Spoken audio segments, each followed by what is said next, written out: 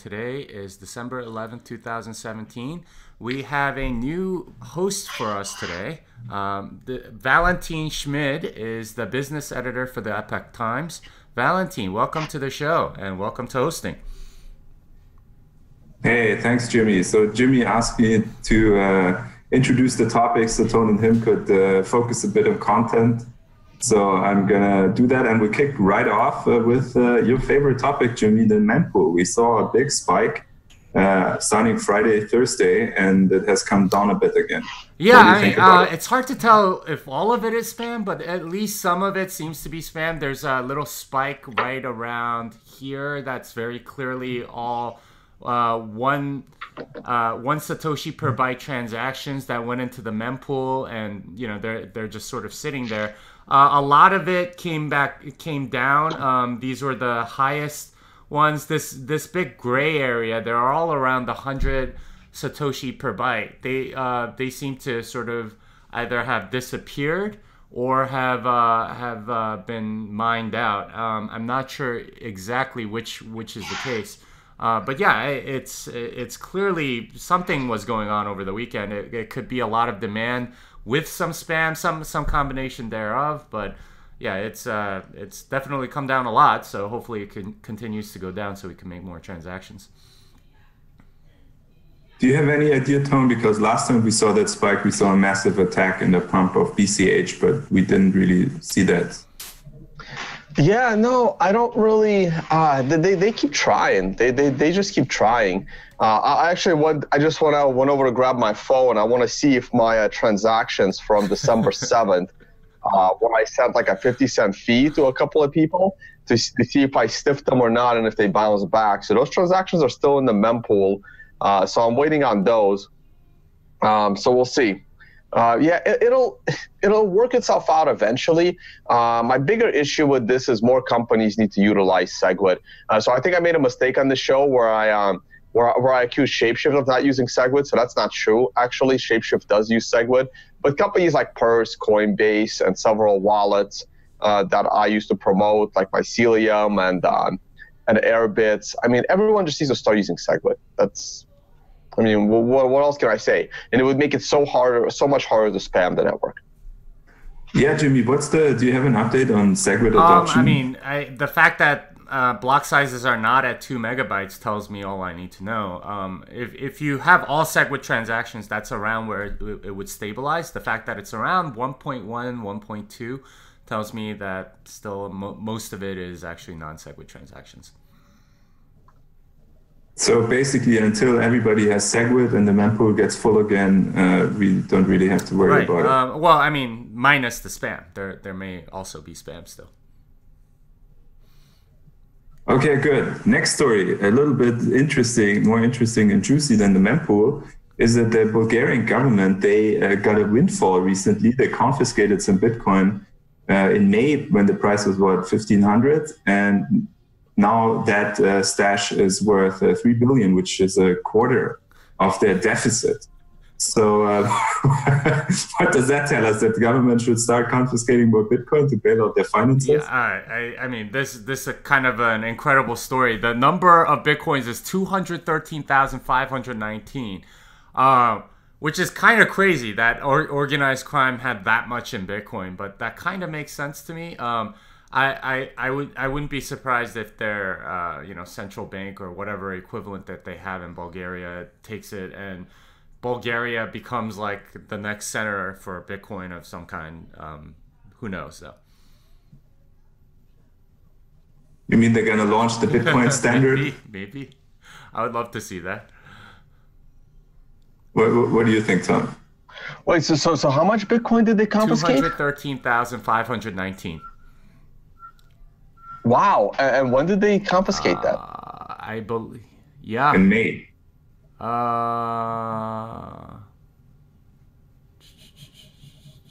Yeah. May 2017. Wow, that's crazy. Oh my God, that's a lot of money. Who the hell did they confiscate that from? Jesus, that's like billions. It's $3 billion right now. Yeah. Wow. See, I was thinking about like the Silk Road where the government confiscated like 400,000 Bitcoin or something, which would be like 6 billion now. But they sold it all. They didn't hold on to it, which is good. I was very happy when they were selling the Silk Road coins and not holding on to them, making the government rich. But wow, like the more interesting thing here is how much like this one Bulgarian organized crime, company, I guess, had in Bitcoin. I think that's like the real story here. And people don't understand that. Some people still think that Bitcoin is for cups of coffee.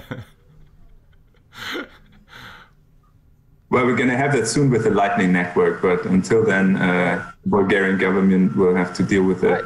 And honestly, this is these are the blinders. I mean, this is the crazy that people like Jeff Garzik don't understand.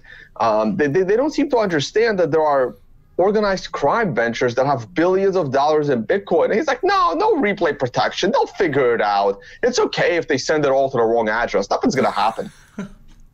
Oh yeah, Tone has made that point frequently, that the people who want to disrupt the original chain, they are messing with some dangerous people, right, Tone? Yeah, that would be crazy. But it's 3.6 billion right now. I think it's even higher since this story broke. I think it's close to 4 billion. So the good news, if this is a quarter of Bulgaria's deficit, all they have to wait is another half a year or so, and they have zero debt. If they sell it, wouldn't you want to make it part of your reserve? Yeah, that would be huge. That would be awesome if they actually like just hold on to it, and then they would go into a surplus based on the value of the Bitcoin they have in cold storage. That would be awesome. Like Bulgaria is going to become like the financial capital of the world in like 3 years. That would be great. Yeah, Bulgaria is going to be the most financially sound country on the whole planet thanks to Bitcoin. Oh man! That's amazing. And if they issue their own coin, you heard it here first. You heard it here first. This is going to happen. Okay, fantastic. Next to some more lighthearted and funny news, and we'll get to the Bitcoin futures, guys. Don't worry, we'll have that bigger segment in store. But Saturday Night Live, they did their cold opening and they mentioned Bitcoin. So Bitcoin is becoming more mainstream. Another little. All right, here's the clip. I don't think you guys will be able to hear it, but my audience and Tone's audience and I can hear it. But just in case, I'm putting all my money in Bitcoin. Oh, man. She just said, just in case, I'm putting all my money in Bitcoin. That's what she said. Smart girl. Yeah, this feels like it's definitely crossing over into pop culture. Howard Stern's talking about it. SNL is talking about it. A lot of other people are talking about it. It seems like, I don't know, maybe that moment's coming where everyone will kind of know what it is and they'll start getting educated and people will start buying and holding. Now here I have a question for Tone, because you pointed out many times that actually not that many people are using Bitcoin. On the other hand, we now clearly have this, intermediate frenzy and hype and media coverage. So how do you place the two, where in theory there's still, limitless upside, adoption, price, but in practice we have this sort of crazy hype phase at this moment? Yeah, no, well, see, here's the thing, right? Like the all three of them are talking about it. I guarantee none of the three know what they're talking about, right? So this is what you have to kind of figure out. Like when these three were talking about the internet, have any of them actually used email, right? So we have to wait for the point where you actually see people using it in their cell phones, in their hands, in order to really get that cross-culture moving along, right? So some reality shows maybe where you actually see them using it.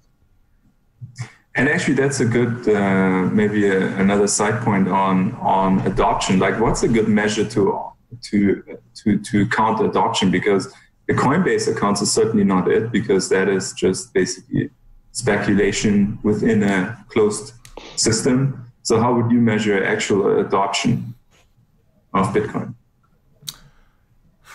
That's hard. That's a good question. I don't know. It's like no one really sees the S curve until it comes. I don't know. For me, when okay, let's put it this way. For me, it's I would consider Bitcoin in the adoption stage when people that are not like old school Bitcoiners want to pay me in Bitcoin, right? So it's like right now I still have people that are, trying to scramble right now, trying to get their hands on Bitcoin. But I am now on the flip side, right? I am now in a position where I ask people to accept money in Bitcoin again. So there was a time like in 2013 and 2014 when we were all trying to like use our Bitcoin to help spread adoption, and then we realized how stupid that was because everyone we paid Bitcoin to ended up losing it. But now I'm in a position where most of the income that comes in is in Bitcoin and not fiat. So now I am forced to spend the Bitcoin. Like I don't have a choice, right? Like I would prefer to spend the Bitcoin because that's otherwise I'm going to run out of my little fiat in the bank account. But I want to be at a point where people are asking me to pay me in Bitcoin and they're not in the same position, right? Like as I am right now. So that's kind of when adoption happens, when people want to spend. I don't know about the spending part. I actually think it's when more people are talking about, like how they're putting their wealth in Bitcoin and more of that nature. But I guess we'll see. Like certainly getting this in pop culture is important.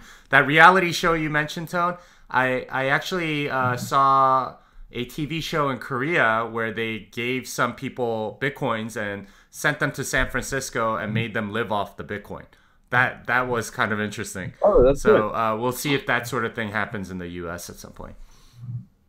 Yeah, that's good. And what I meant by spending was like when people see Bitcoin as a little more convenient to use than credit cards, because I'm starting to feel that way. Like I have no time to keep track of my credit cards if someone has like got the number and like used it. But when people start to feel that Bitcoin is safer and faster, so maybe another 6 months for the mempool to clear up and Lightning transactions to start going. Hope soon people will realize that Bitcoin is a much better way to transact online over credit cards. In person, we'll see. So Tone almost sounded like a big blocker here until he mentioned the Lightning Network, but that's a huge development. And we had the first successful test last year. And ultimately, I know, Jimmy, you're in favor of the store of value argument. So how would you measure adoption just purely for use of store of value? Yeah, that's a hard one. I think price is really the only way to measure that because that means there are more holders. But as far as like, that's deepness, not wideness. I'm not sure how you measure wideness necessarily. I guess you can try to look at number of addresses increasing or something like that. Okay, we'll keep talking about that definitely. And now we have another one, interesting tweet here by, it's what's her name, Crypto Venus, and she had it translated from Jihan Wu from Chinese. Somebody must have hacked his Weibo account because he posted on the Chinese Reddit that he wants to support Blockstream and Bitcoin Core, and everybody was like, "Whoa, this is something we wouldn't have expected from him, right?" Yeah, I was shocked to see the translation. We should support Core and Blockstream. Like, something about investment. I don't know what's going on. I don't know. Maybe he's privy to something that we're not. But I was kind of shocked to see that, and maybe some of that tension is starting to thaw now that Bitcoin Cash is a separate coin. And Tone, you said that there was supposed to be some big Blockstream news coming today. I don't know. This could be the news, right? Like we'll see what happens. This could be the big news for today. Yeah, no, this is strange. I was just about to go to Twitter and try and retweet this because I think this is big. I mean, a lot of us have been giving Jihan Wu a hard time, but look, he is important. Like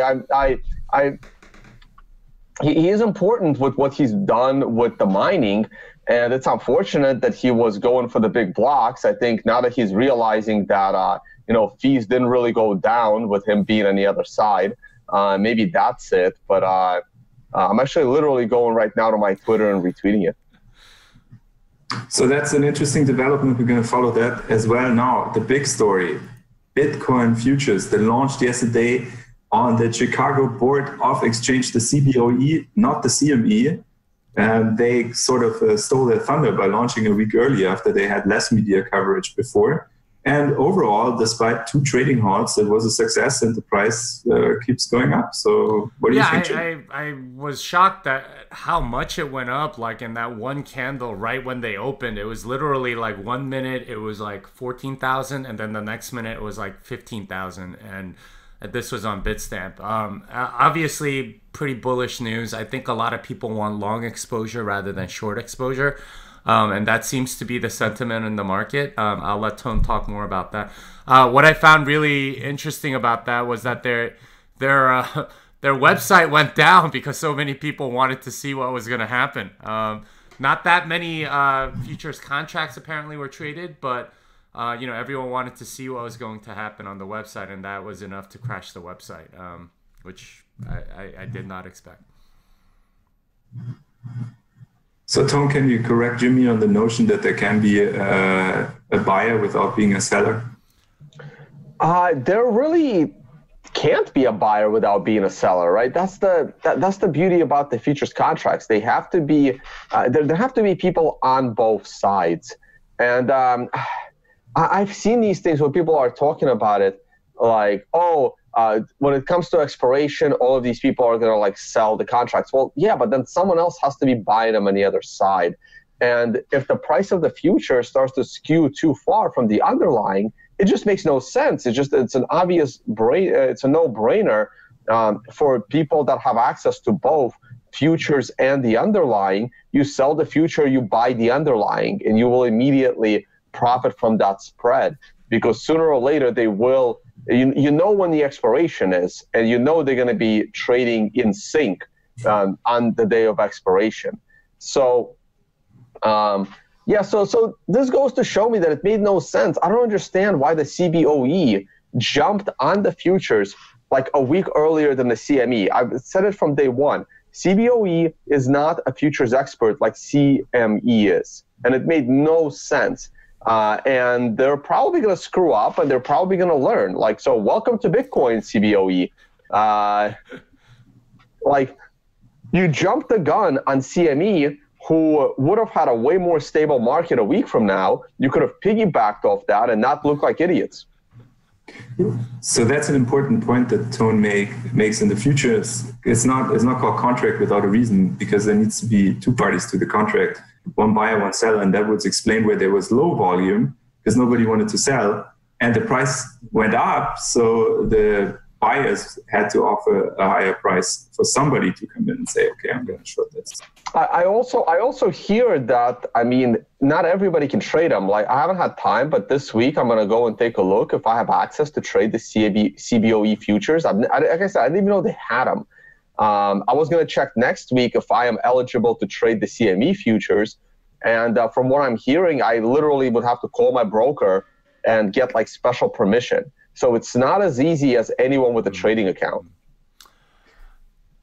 So Jimmy, do you have any further thoughts on that? Because we analyzed the dynamics, Tone, and you already did a lot of videos that the viewers can check out for some more background. I guess this is the main news for the start of the trading. Prices up, low volume, website crashed a few times. I'll be watching more closely today, but nothing really more than that. I'm just curious how it affects price, which we'll get to after the next story. And we'll see whether they really are going to start a short attack and how successful that will be. So another very interesting and important story, and we hear that all along, is this time Bittrex had issues with withdrawals where traders couldn't get their money out. And Jimmy, you said this was probably because of regulation. Yeah, that's what I'm hearing, is that there's they're implementing more heavy AML KYC stuff onto their platform because regulators are starting to crack down on them. But yeah, Bittrex, a lot of people are complaining. It's been going on for a while. There's several threads on Reddit of customers complaining, I can't get my money out of Bittrex. They're obviously doing a lot of business, and a lot of people want to dump their Bitcoin Cash or Bitcoin Gold or whatever other coins. It seems like a lot of money is going from altcoins to Bitcoin or back or whatever, and these are the exchanges where this happens. So it doesn't surprise me, but I would like to see more stuff from them going forward. But then again, they're a centralized exchange, right? I want to see more decentralized things, especially with this stuff, because they take custody of your coins. So this is why I've always said control your own keys. Stop putting them on there. If like keep it on your own stuff, unless you absolutely need to trade like right now. So that's an interesting point that you mentioned the regulations, because since Mt. Gox, when exchanges have withdrawal problems, everybody thinks they were hacked and they lost all their coins. Everybody's paranoid, but do you think now this might be a new sort of element? But as you say, people still need to be careful. What do you think, Tom? Yeah, no, I agree. And this just reminded me, I'm trying to look for, I don't remember if it came in a tag tweet or I got a PM about it, but people were saying they were having trouble withdrawing from Bitfinex. And the solution that they came up with was you convert everything to Litecoin and withdraw Litecoin. And they were trying to tie that into the Litecoin pump over the last 48 hours or whatever it was.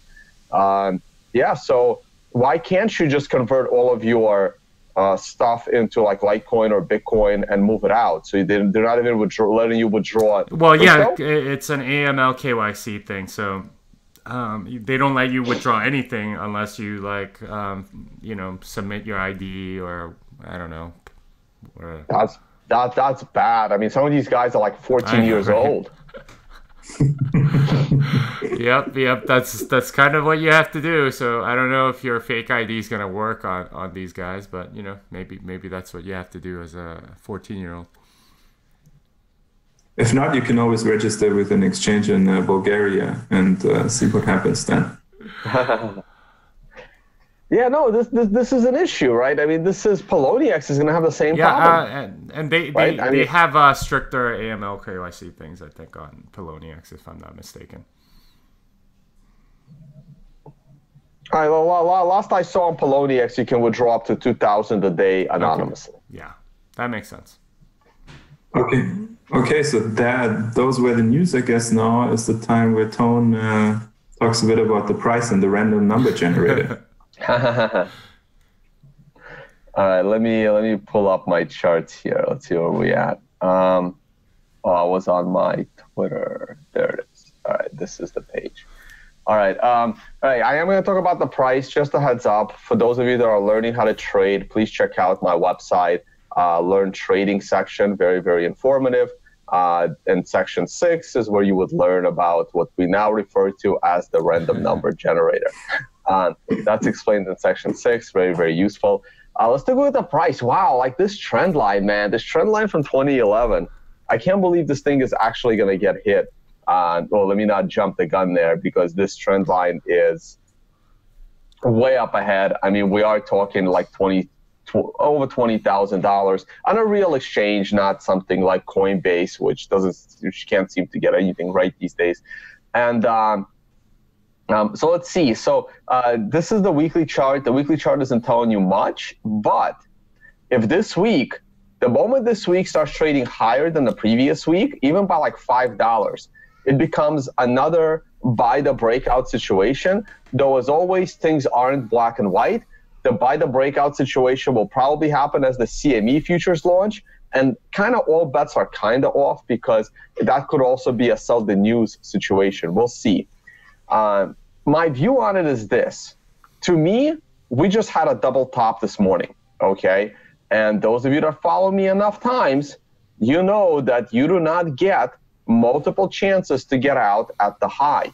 So once I saw us crossing 16,500 bucks earlier today, and I'll go to the 4-hour chart in a minute, that's it. I am looking for a breakout, right? So the next time we come up here, probably the 4-hour chart would look better, but I'm getting ready to draw another one of these arrows, right? At least 20K is what I'm looking at with some initial hype off of these futures.